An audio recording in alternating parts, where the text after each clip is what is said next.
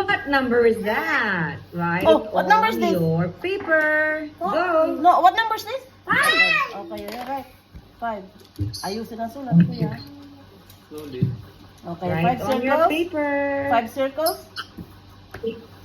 Ayusin ang sulat. 5 circles. Finish first your writing. 1. Alright. Ay, kuya, I'm Think submitting that correct. one to your teacher. Use your thinking cap. Zahin, come on, write Zahin. Okay, write the word 5. F. Still. F. Very good. F. One more F. F. F. I. I. Practice on. That's Mommy not I. Zahin gave me number 9. It was the example. Again.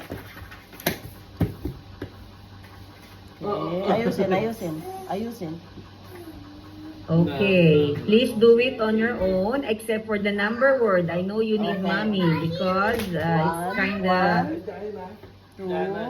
difficult by your own, on your own, okay? But the rest, you can do it as we do it in the class.